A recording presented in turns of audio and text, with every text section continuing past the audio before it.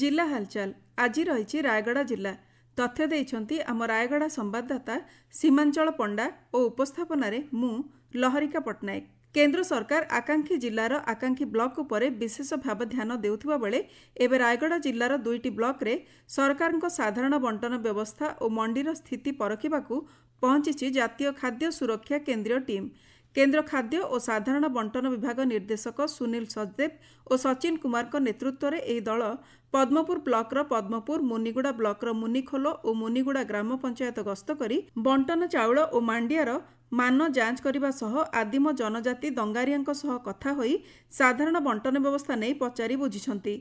परे परे मुनिगुड़ा मंडी गस्त करी सेठारे चाषींक धान किभली सुरक्षित रहुछि ताहा बुली देखिछंती। एही अवसर में रायगड़ा अतिरिक्त जिलापाल नवीन चंद्र नायक जोगाण विभागीय अधिकारी प्रमुख उपस्थित थिले। लोकंको मिलुथिबा सुविधा सुनिश्चित करने नहीं समीक्षा करने सह साधारण बंटन व्यवस्थारू साधारण नागरिक निश्चित लाभ उठाइबाकू केंद्र खाद्य और साधारण बंटन विभाग निर्देशक सुनील सचदेव कहते हम हर एस्पिरेशन डिस्ट्रिक्ट में और ब्लॉक्स में भारत सरकार की जितनी भी योजनाओं का सही तरह से संचालन हो रहा है ये देखने के लिए आए हैं। प्रधानमंत्री गरीब कल्याण अन्न योजना जो विश्व की सबसे बड़ी खाद्य सुरक्षा योजना भी है उसका संचालन देखने आए हैं। जितने भी एफपीएस बेनिफिशियरी हैं उनसे बातचीत करके और एफपीएस डीलर या ग्राम पंचायत जो भी वो चला रही है कि उसमें कुछ खामियां हैं कुछ सुझाव हैं किसी के कुछ कहना है वो उसकी जानकारी लेने आए हैं। उच्च शिक्षा और क्रीड़ा मंत्री सूर्यवंशी सूरज दिनिकिया रायगड़ा जिला गस्त करी विभिन्न कार्यक्रम में अंशग्रहण करथिले। गस्त समय मंत्री रायगड़ा रे थिबा सद्भावना क्रीड़ा कम्प्लेक्स गुड़िक बुली सेगुड़िकर स्थिति परखिबा सहित खेलाड़ी मानक सहित आलोचना करथिले। रायगड़ा स्वयंशासित महाविद्यालयर 100 शଯ୍या विशिष्ट छात्रावास उद्घाटन सह वार्षिक उत्सव में मुख्य अतिथि भाव जोगदे पिलामानक सह मत विनिमय करथिले।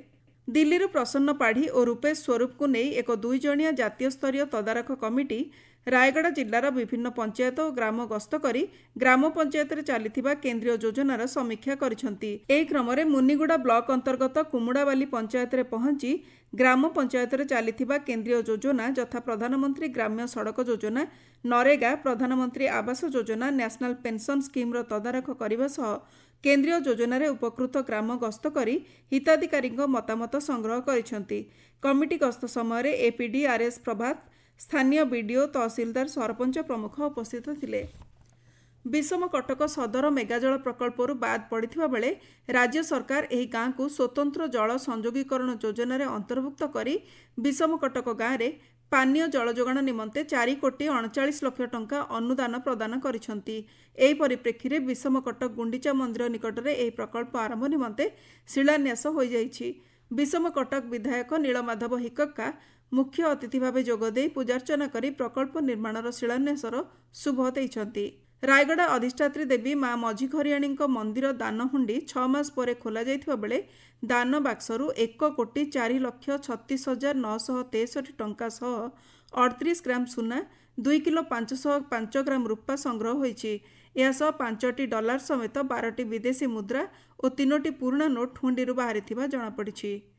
रायगड़ा बनखंड अंतर्गत रायगड़ा वनांचल बारीझोला ग्राम निकटस्थ नूतन हनुमान मंदिर पहाड़ में बनखंड स्तरीय 76तम वन महोत्सव सप्ताह 2025 पालन हो जाइछि।